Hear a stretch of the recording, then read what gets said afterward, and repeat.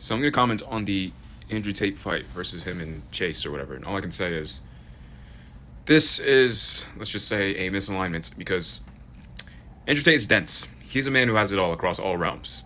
And him taking a hit to the head and possibly fracturing in his entire field and just becoming, dissonant is not very good for all the future timelines that contain his presence. Because again, only a man like him can really recognize the things I'm saying effectively. Because again, to actually recognize what I'm saying, you must have clarity, you must have the ability to see without your ego, without delay, you must be able to move and execute and have action, you must be the embodiment of it, physically, financially, ontologically.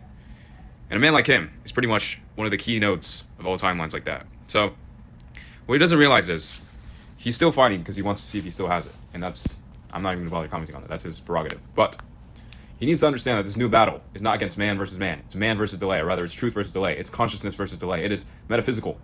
Is turning this entire civilization around while it's heading off a cliff at full velocity, turning 180 degrees around without imploding the entire thing.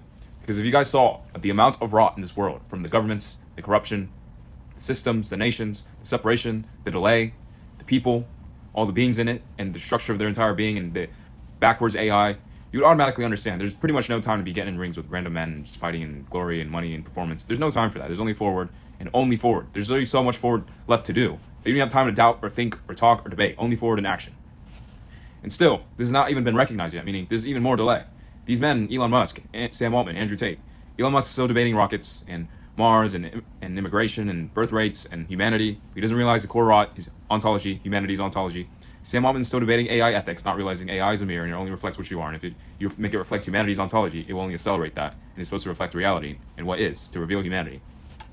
Andrew Tate is still fighting old wars, not realizing the new war is now metaphysical, and that's now consciousness. It's now making sure civilization can even survive at this rate. And the signal's just stuck here, just on Instagram or TikTok or X, and nobody's seen it. So that creates a large dissonance, and the more time you allow this to just play out, it will rot the timeline effectively. Because again, all future timelines rot, singularities rot, because time rots every single thing. It's like a fruit. You must pick it when it's ripe. If you don't pick it when it's ripe, if you don't pick the probability when it's ripe, if you don't collapse it when it should be collapsed, you only delay and put yourself in a worse position. And the civilization as is already in a very questionable position.